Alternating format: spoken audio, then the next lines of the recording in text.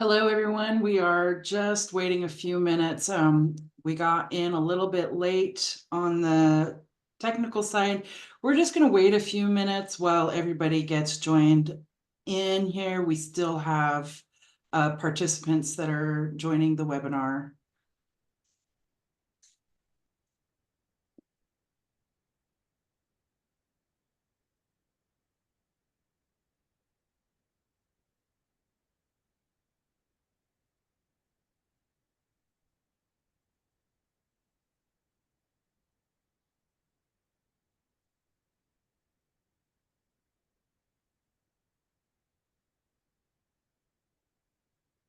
Isn't this where you have a musician waiting in the wings and they scurry on stage to play a song? If we were in person, I suppose that would be how it goes. Ah, So I want to thank everybody for joining us here at our September webinar for Tribal Salmon Orca Project, Tribal Voices Matter Speaker Series, Energy Reports. I am Angela Jackson, and I am your host of the Salmon Orca Project Speaker Series. Before we proceed, let us take a moment to honor and acknowledge the ancestral lands on which we stand. We recognize and pay respect to the Indigenous people and tribal nations who have been stewards of these lands for generations. The Salmon Orca Project firmly believes in the power of collaboration and unity.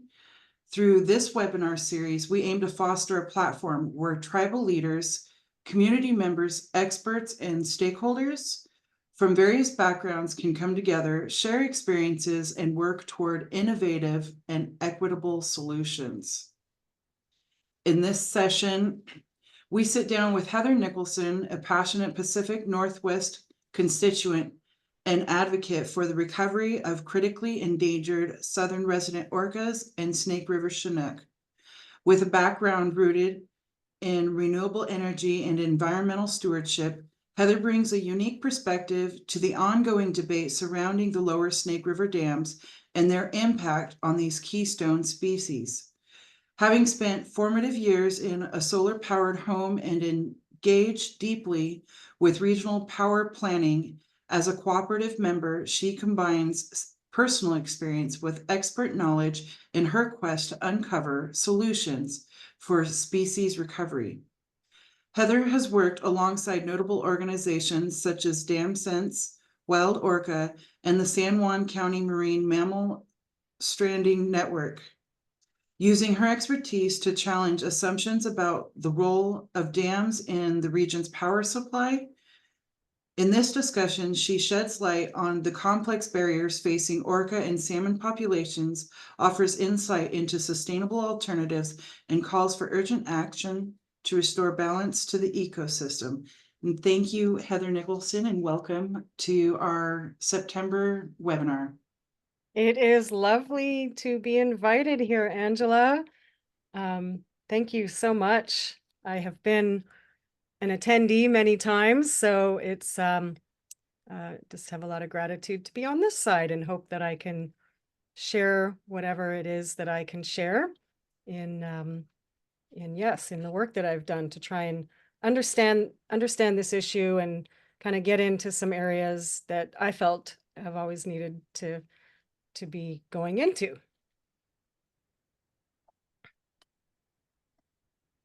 So thank you. And so I just wanted to invite the audience to be thinking of any questions that they might have. If you have any questions, there is at the bottom a Q&A. Go ahead and type your questions in there, and toward the end of the show, we will try to answer as many questions as we can live here on the show. And with that, I invite you to take it away, Heather. Thank you, Angela. Today I am going to show a presentation that is really hot off the press and practically not off the press. So here's hoping it goes smoothly. I've tried to simplify things, but also get into an area regarding the power that the Snake River dams do or don't do. and to demonstrate this. And Jim Waddell, he passed away earlier this year, but many knew him in the Northwest. And so he had, I'll get the slide started, and actually we'll tell the story here and go through it. And I would invite anybody with questions out there, because obviously, when you're not in a room and you can't read the room, if I'm going too fast or too slow, or someone has questions, I'm perfectly happy to take them during or after today. So should I just start sharing the slides, Angela? Okay. All right. How does that look? Alrighty. I'll go into presenter mode. How does that look? We are seeing the Everything? full- Yep. Oh, this is the part I don't know what to do. How do we, oh, because I should be on a monitor. Okay, well, we're just gonna roll with it, people. And this is how it's gonna be. And I'm gonna have to try and read my notes as big as I can. It's okay. This is what it means to be hot off the press. How's that? It's nice and large. Doable? Okay. All right. Well, welcome to Values of the Power. This is a review of basically Lower Snake River Dam's peaking power paper that was led by Jim Waddell. And some background on him, he had a distinguished career as a civil engineer and policy advisor, primarily in the Army Corps, but also for the Department of Defense and Office of Science and Technology Policy in the Executive Office of the President. Early on, he played an executive role in the U.S. Global Change Research Program, what we now call climate change, had extensive knowledge of engineering regulations and environmental compliance laws. His forte was solving complex engineering and biological and construction challenges. He became the deputy district engineer for programs at the Army Corps' Walla Walla district from 1999 to 2002, where the Lower Snake River dams were under his purview, and he worked on the 2002 EIS, through which he found that these dams were not able to meet standards of compliance. And another thing that he found, this is an old brochure, he found that the federal Indian trust responsibility was unmet, and he began a first of a kind environmental and cultural resource immersion course taught by Native Americans on their lands. And this was open to staff in all federal agencies. And these are the 4 dams in question, the Lower Snake River dams in Washington State. They are owned and operated by the Army Corps, which itself is under the Department of the Army, which is under the Department of Defense. And here is a list of their sort of greatest hits of things that they do. The power of the Snake River dams is marketed by the Bonneville Power Administration, which is under the Department of Energy. They are a federal power marketing administration, not-for-profit, self-funding. They recover their costs through rates that ratepayers pay and borrowing. And they also pay their own hydro expense for the hydropower to the Army Corps, including Fish and Wildlife, for dams like the Snake River dams and others. So in 2016, this Bonneville made a statement about the Lower Snake River dams. And it was on a fact sheet. And this is the name of the fact sheet here, and still online. And it said that, it stated that the Lower Snake River dams can produce in excess of 2,650 megawatts over sustained 10 hours per day for 5 consecutive days. And that's a lot for the Snake River dams. And so we're going to see what that looks like on a graph. And so beware, that means graphs. Not, sometimes that's anathema to some people.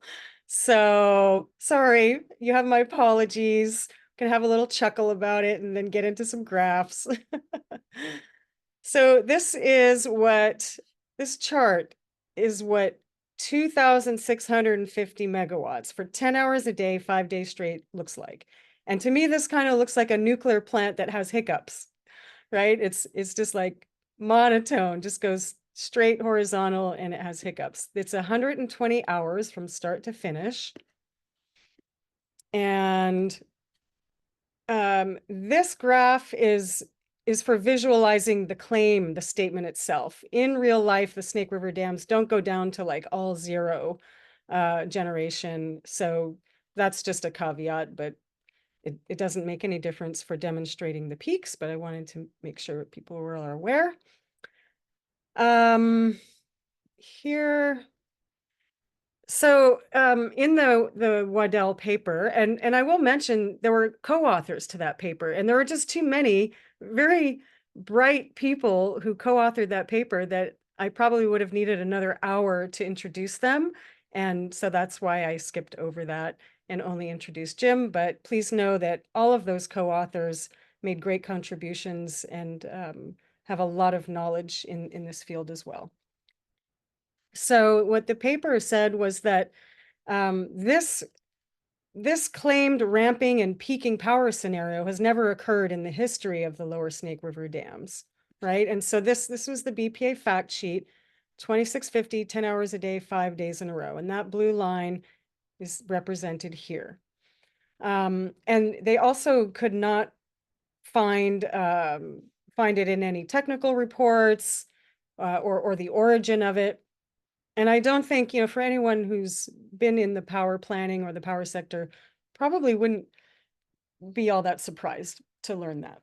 But it was advertised for quite a few years. Okay, so but if they could do that, when would be a good time to do that? All that power. And I think probably this time would be a good time to do that. This was January 2024. It was a very intense cold snap. The temperatures plunged, record-breaking energy demand. The record since the time of the aluminum smelters, Bonneville became a net buyer. They had to employ creative management and stop doing maintenance. They got 600 average megawatts of water from Canada, all kinds of planning, and the load peaked at 11,000, almost 11,400 megawatts. So this is what you would call, for sure, extraordinary measures. And I would think that this event would be when they would operate the lower Snake River dams in accordance with that peaking power claim. And then this is so, it would punch up for 50 hours to that level. That's what the claim would do. And here's what they did during the January cold snap. So that's the orange line. And the highest hour of peaking went to 1136. So not 2650, it went to 1136. And that was 43% just of the claimed power size of the punch. And only 33 hours went above 1,000 megawatts. So this is what the lower Snake River dams did in that most extreme cold snap event. These two, this was a graph in Bonneville's report about the January cold snap. This is not in proportion, but this is their sort of graph representation of it. Let's put it into proportion. That's the proportion. So in order to get those scales to match up like this is how much power that 2650 is compared to what they did in that cold snap. And now, digest. I have no idea if if what you just encountered was, you know, needing to digest, I sort of gobble this stuff up. So I just wanted to give a little pause there and a kitty cat and some sun rays to move in here to the next little brain twister. Hey, Heather, Yes. we did have a question that came in. Is it possible to get a list of the co-authors emailed out? If you can send that to me, I can make sure to get that out. You bet. Yep. Please make a list of anything folks need. Happy to. Okay, so this again is Bonneville's statement in the fact sheet of 2016. And notice there's a megawatt symbol and energy symbol, well, energy together. So megawatt and energy together in this statement. But energy in the power sector is usually measured in megawatt hours or kilowatt hours, right? You have to have that H at the end. And energy doesn't really go with just the plain MW. It needs an A or an H at the end to get into a quantity. And so if it's missing an H, or did they really mean, did they mean to say capacity instead of energy, right? Because the two are sort of like oil and water, but they did say energy, and they also said sustained. And so I mean, I really thought about this for a minute. I tried to make it work. I looked up through glossaries, and because sometimes vernacular is kind of done a certain way and it's conventional, but there are ways to stretch it to mean other things. And so I really reached and tried to understand if this could make sense. And I really don't know if it can make sense. But at the end of the day, you know, how that registers to people, to the layman or to most people, is that it does just that, just like the graph showed, 2650, 10 hours a day, 5 consecutive days. It's not some other kind of like, you know, convolution where it could actually be a smaller amount of power. And I know that's crazy sounding, and that's why people are pulling their hair out down here. So we'll just calm down and look at a kitty cat. And now that we're most of the way into this, I figure this would be a good time to go like back to 101 and go back to the beginning elementals. So we had all of the exciting stuff in debunking the peaking claim. And now I thought that would make people sort of hunger and thirst for wanting to understand the elementals. And so here is a megawatt, and it's kind of like a punch, which is like how much power can go in one shot. So not really so much a time thing, it's just more of a vertical measurement. And it's kind of interesting that 1 megawatt is equal to about burning 3.4 million matches for folks who like to have some kind of a visual sense. And these are basic building blocks to understand what all the power planners are doing out there. Megawatts on the left is capacity, and these two are energy. Megawatt hours and average megawatts. Megawatts goes pretty much how high, what's the peak? Like how high can it get up to? Megawatt hours takes, let's see if okay, megawatt hours adds up each one of the hours at whatever height it got to. And so you add those up, and that's how many megawatt hours you have. And the average, obviously, is kind of the same as this, but you just average it. And now you're scholars on basic building blocks of power vernacular. To demonstrate, this is an imaginary power plant that has a very funny squiggly line that's representing how much punch it makes each hour of the year. There are 8,760 hours in a year.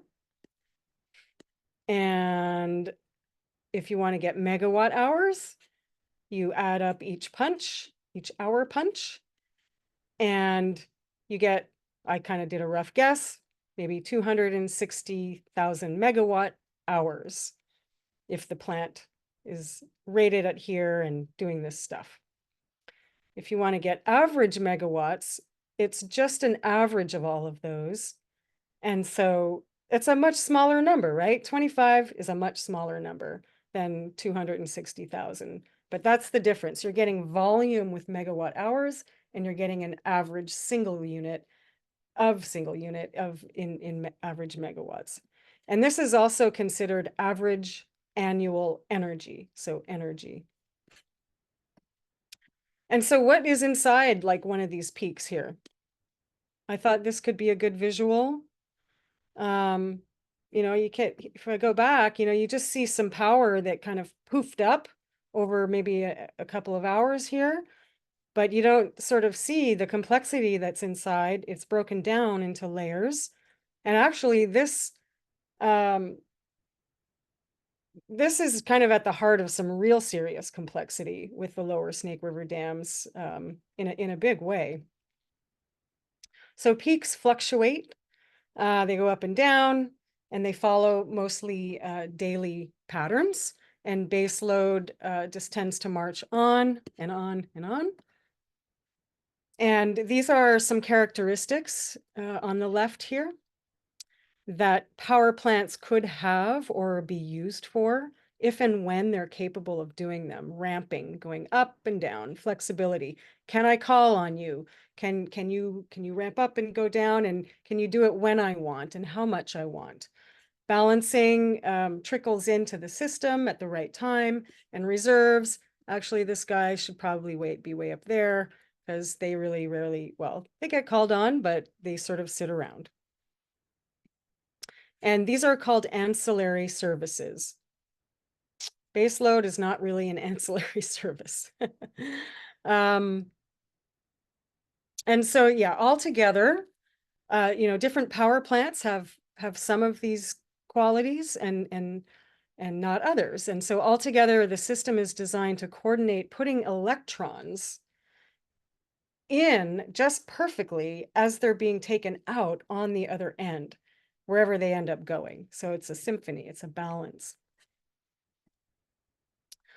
And so the lower Snake River dams can do baseload and peaking that pretty much follows the standard daily load patterns. And it's very much tied to however much water is coming their way due to weather and climate, and that they are run-of-river projects. They're not storage projects. And they are said to have some ancillary services. But again, that's the crux. Quantifying those is the question. And this was mentioned in Jim Waddell's paper. The CRSO EIS said that the lower Snake River dams do 1,000 average megawatts over a year, that their sustained peaking in winter can punch up to 2,000 megawatts, and that they hold 1/4 of Bonneville's reserves. And so that EIS, it included, right, okay. This is the bumpy part of a new presentation. So Jim's paper evaluated this EIS and also the 2650 peaking claim, and found things like were really not adding up. Not that it surprised him at the time. I think he'd seen this pattern over the years, but he also saw that there really was no supporting data to support these figures here, which all of the replacement portfolio was based on. So here we had there was a zero carbon replacement portfolio for 800 million total. And it said that the normal generation part, like I guess base, was for 404 million, which really leaves everything else at virtually the same. It's half and half. But it was a bit of a Cheshire cat, the EIS, trying to figure out where's the origin of what's being put into that analysis. And so he called for accuracy in documents. Um, and Jim had very deep knowledge on the subject. Um, but then, how would others go about understanding how this important river, the Snake River in Washington State, in our state, is being used if there's no way to understand, like, wait a minute, things aren't matching up. We're getting statements over here and over there, and they're not really saying the same thing. And so how, Jim had the capabilities as a professional to kind of figure that stuff out, but how would anyone else do that? Um, And so I saw recently that the Congressional Research Service in June put out a report here on the Lower Snake River dams, and also, echoed that even they couldn't find that information. Uh, Peak generation, ancillary services is less available because there's no reporting mechanisms for those services. They're simply not on the map. They're not being reported in a way that people can learn about them and verify them. Let's see. And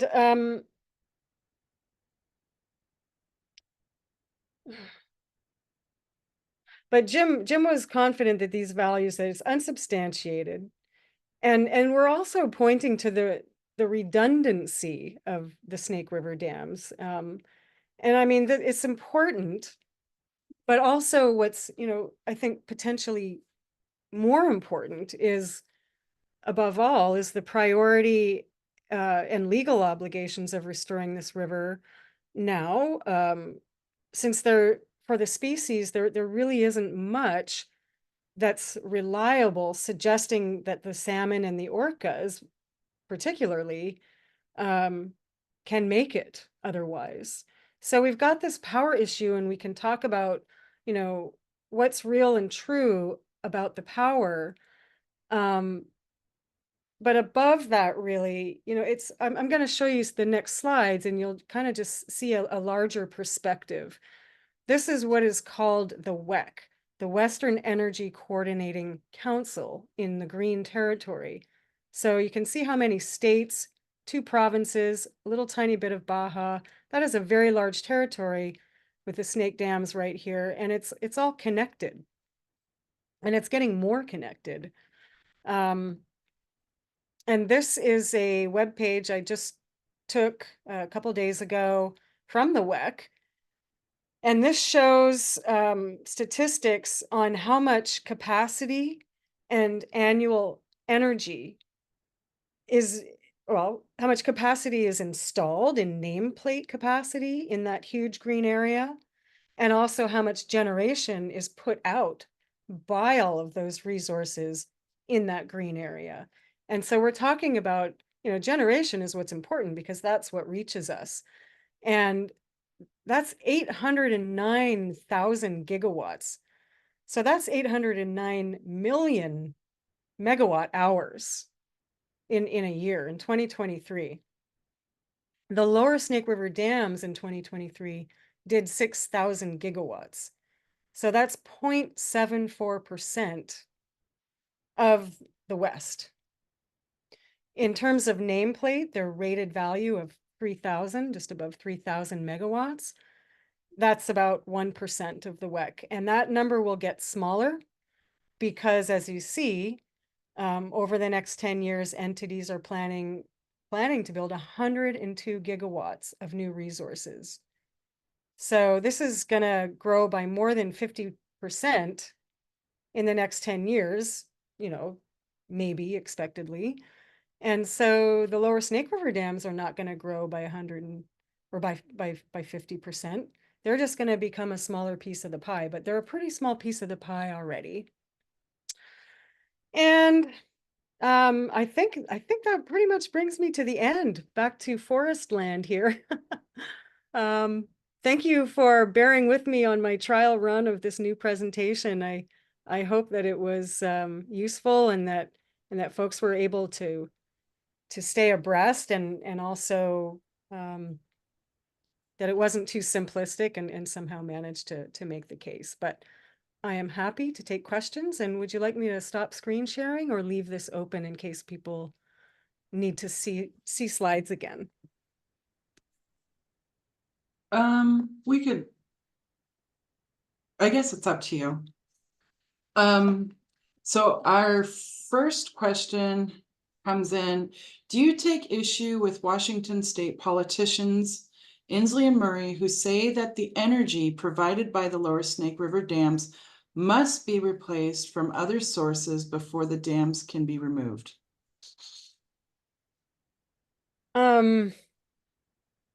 Well, I guess it's an interesting framing of that stance, because like nothing's static in the evolution of power planning, especially these days. Maybe in the earlier decades where nothing much changed, but everything is a moving target now, and every year there are resources being retired like coal, and then there are new resources coming on. The transmission is getting built. We do hear about a lot of challenges, and it's legitimate. There are challenges, but there's also a lot of low-hanging fruit.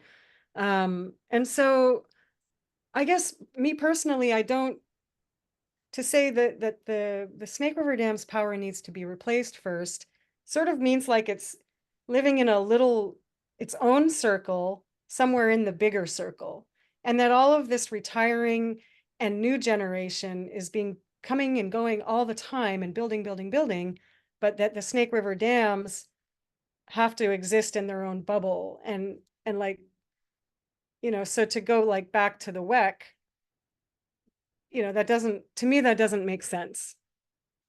So yeah, I just don't see the logic in it, personally, but I think there should be discussion on it, perhaps.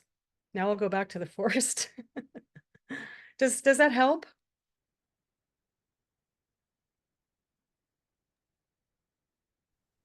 I think so. Yeah, it's a question like that where it's not static. I think you answered that pretty clearly. Do we know BPA's response?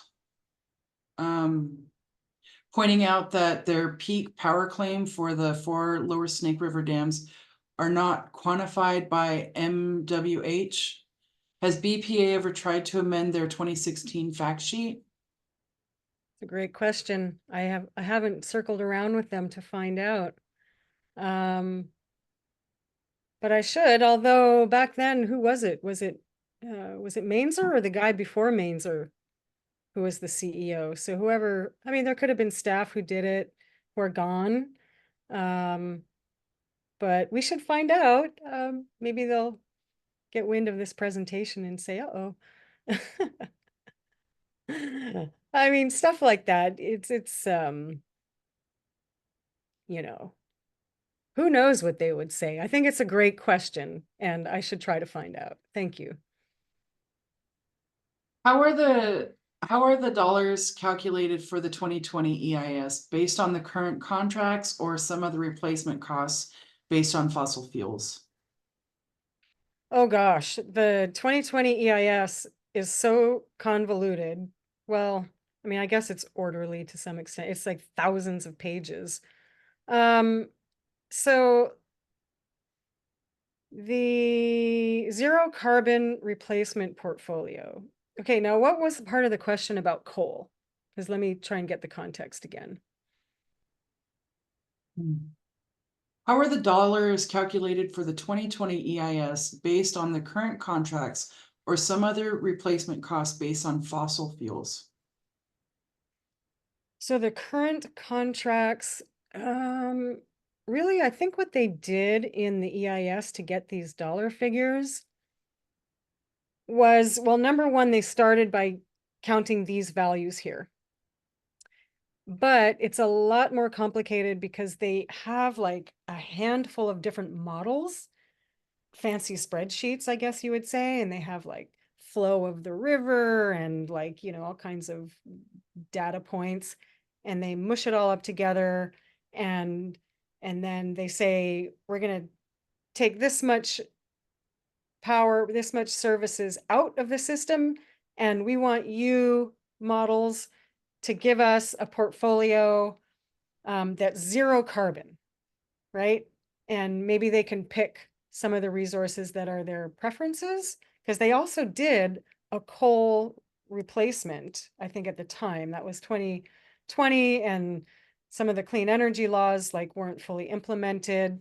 So they looked at it that way. And I think that replacement cost was lower, and the zero carbon replacement portfolio with extra solar, this was that one. And then they even said, but even that's not enough. And so in reality, we would have to do more. And I don't remember exactly what the more was, but they didn't analyze it. I know I'm going around in circles, but that's about as as simplistic as that analysis was. I mean, it wasn't. I didn't really get into how, I know there was stuff about how it affects rates, and there's different views on that. Another thing that happens with some of those long documents is it will say one thing in one chapter, and then maybe say another thing in another chapter. And so, they're gargantuan documents. And yeah, I mean, this is all I know about how they arrived at the numbers. And I think, you could give a dissertation on all of that analysis.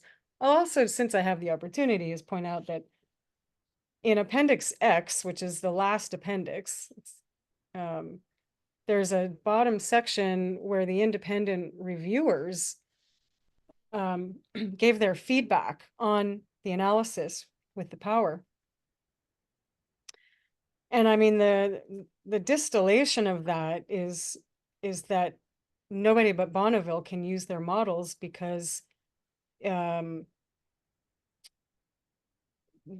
basically the instructions to use them are scattered and not available. And so there's really, I mean, they said it repetitively, there's just only a handful of Bonneville employees who are capable of using those models, and that a lot of it comes down to judgment in terms of what comes out of them. Yeah, I mean, I know I sound clear as mud, and that, like, where's the parameters, right? Like, where's the parameters on this stuff? And the deeper you go, the more you find there's a lot of different ways of doing things. And I think that's like the moral of the story, really, is there are a lot of different ways of doing things. We have so many options on the table, not just to like only use less, but we can have as much while using less by optimizing how we use the tools in our toolbox, like conservation and energy efficiency and demand response, and like any number of things. And so you can kind of, I mean, it would be nice if Bonneville and the region would just kind of get on board with like saving the salmon and these critically endangered southern residents, and just say, like, let's do it another way, like, let's fulfill our treaty obligations, and let's get these orcas and salmon off the edge of the cliff, and figure out a better way. I personally think it's that simple. I know that it's definitely appears like an intractable issue, and people, I sort of suspect that there's more emotional connection to these dams than there is logical connection in any type of fiscal sense or energy sense. Just my point of view. Thank you for that. Yeah. So somebody posted, looks like the CRS report is at crsreports.congress.gov/products/r/r48089. Then I'm going to skip a few because that same person asked a question. Is there any concern that too much burden has been shifted to the tribes to replace Lower Snake River dams energy when others have been more responsible for creating that demand? And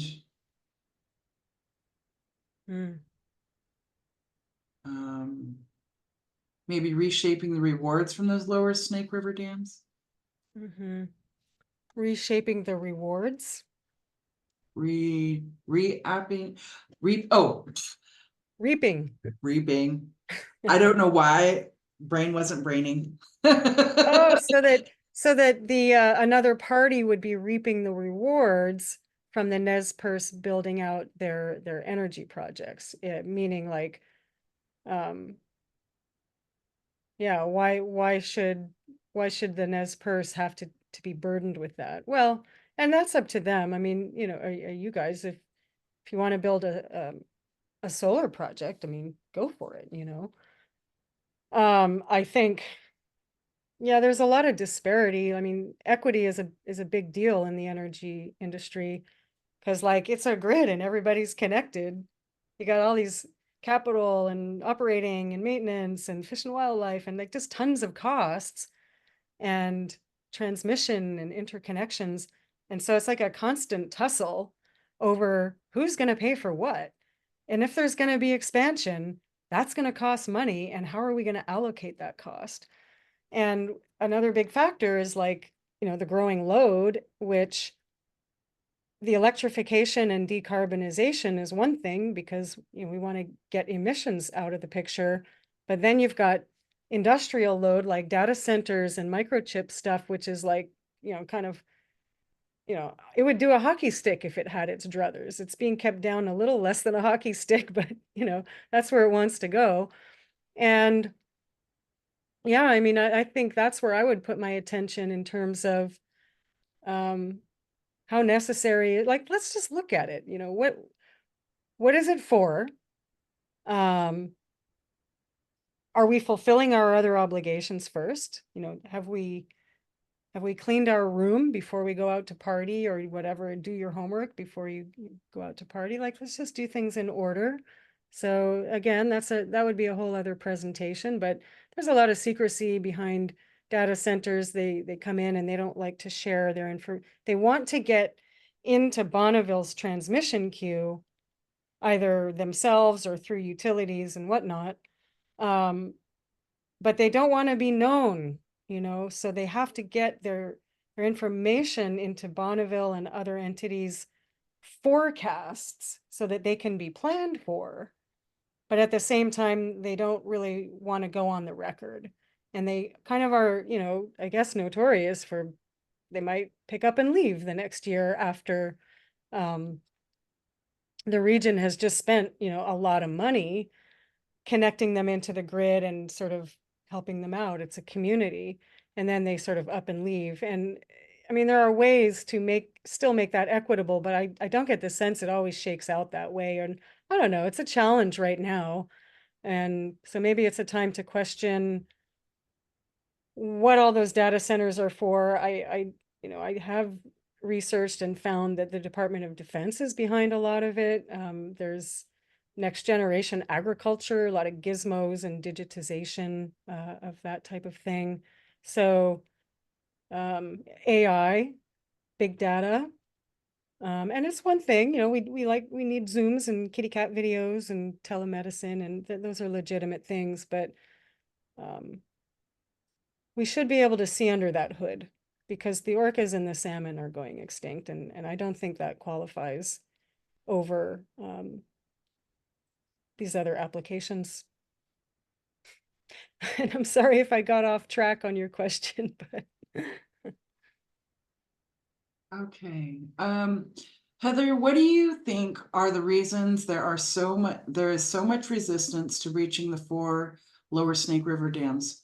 Also, what role do you believe the governor of Washington state can play in helping to get these dams breached? I understand, well, number one, there's the water temperature, there's the water quality, so temperature, and that's out of compliance. The there's a water quality attainment plan that the Army Corps has to do, and they submitted it to Department of Ecology, and Ecology disapproved it in June, I think, and gave them till September 1st. And so, you know, most likely, I guess it will, you know, there'll be some back and forth. but you know, I'm not a lawyer and I would have to understand more, but in my view, if I were the governor, I would just say, you're not compliant, you can't be compliant, and it's state and federal law. So let's move along and restore the river now. So, you know, the governor should, I would think, have jurisdiction or have an obligation in their own state to make sure that state and federal laws are applicable to especially such an important river. And I think, you know, stuff about that is probably going to start cropping up soon. But yeah, I mean, the disapproval letter from Ecology made it very clear that it just didn't look like there was any way for the Army Corps to do anything else to bring the temperature in check. And if you can't do anything else, then I'll just leave it up to folks out there to decide. Other than that, Jim Waddell had always pointed out that the governor can ask the Army Corps, can you get those dams breached? You know, let's talk to the Army Corps, take a stance. I think Washington was a defendant in the court case that has been going on for decades at some point, and then became an amicus. Oregon was a plaintiff, were they, or were they? I think they were on the plaintiff side.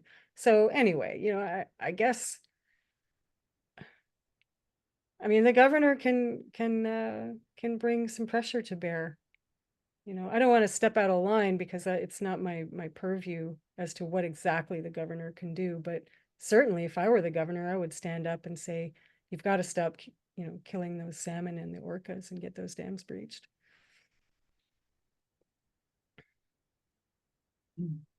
Is there a larger entity that is influencing our public utility districts in Washington state to resist breaching the dams? And how would you respond to the argument that as demand for energy grows, Washington state will need these dams? There are a lot of trade groups and lobbying, and that's really where it all goes on. Yeah, there's a slew of them. I mean, one in particular is the National Rural Electric Cooperative Association. They work very closely with the federal government, the USDA, DOE probably too, I imagine, absolutely. And they represent the 900 electric co-ops in the United States. And they have a preserve Snake River Dam stance. I think they initiated a petition so a few months ago.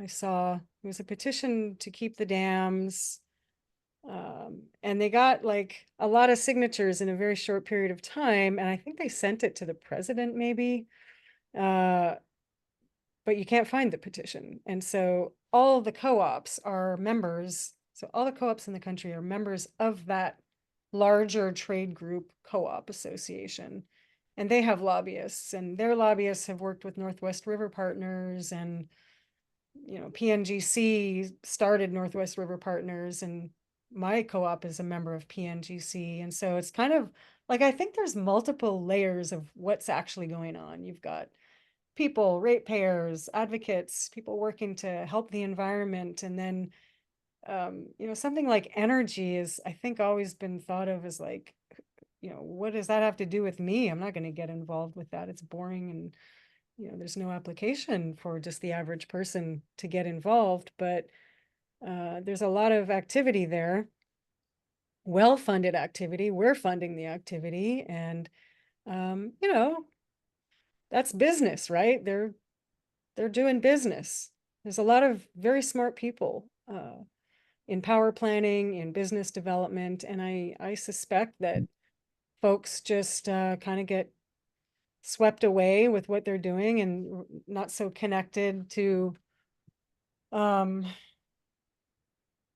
I don't know, it's just an awareness thing sometimes to a great degree. And then of course you do have people who are like diehard protect the dams, you know, they're just going to hang on and maybe they're paid, maybe they're not paid, but so it's an interesting landscape to say the least. It's a very active landscape. And then the first part of the question, because I think I skipped to the end, or no, did I get it? Uh-oh, I just lost it. I just clicked out of it.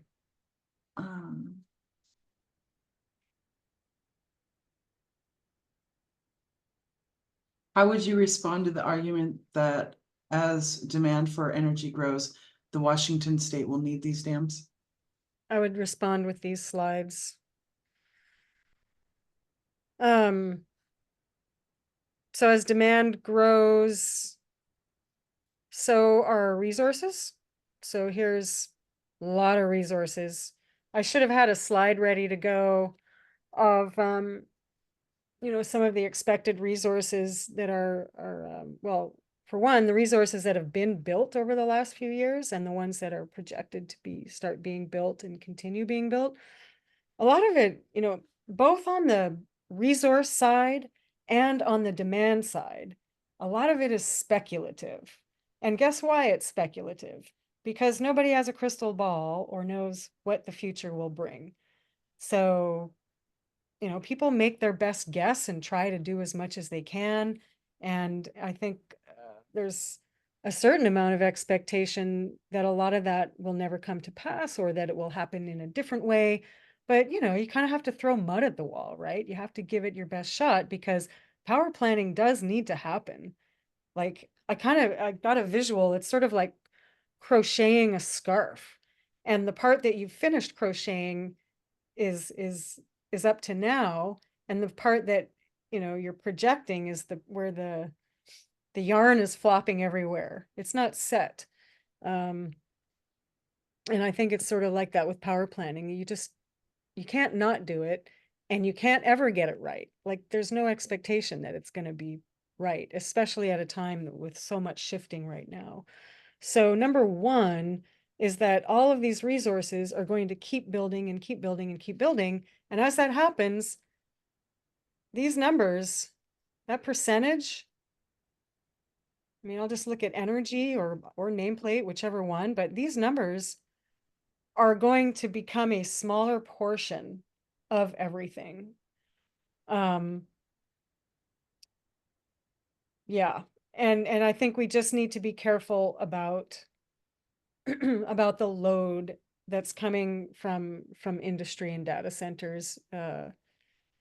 Just keep an eye on it, and I would recommend that people learn about it and see what's behind it. So yeah, I hope that helps. As we are coming to the end here, we did get a question, where can the Waddell report be found? So go to DamSense.org and then go in the library. There's a drop-down tab and then there's a library. And it might be in the must reads. It's I think the library needs to be a little bit more organized, which it might be soon, but you know, they can feel free to, Angela, you're welcome to, you know, put someone in touch with me, or if anyone has questions, they can shoot them to you, and I'd be happy to provide a link or any answers. So yeah. Yeah, Yeah, anything I can do. we have about 6 questions that we weren't able to get to. I did take a screenshot, and so if I can track some of those back, because some of them are still some pretty important questions out there. Oh, absolutely. Yeah, and Yeah. I'd love to hear them too, because, you know, just to get a little feedback on this presentation would be nice. How was it for you, Angela? It was really good. You do have some fans that put a lot of kudos in the comments too. Um, long live Waddell, great presentation, Heather. Um, and then some assistance on that upload. So anyway, I would like to thank everybody for coming, and I hope that you have a wonderful Wednesday afternoon, and look forward to the recording that will be coming out. And don't forget to join us for our October show. And thank you so much. Yokalo.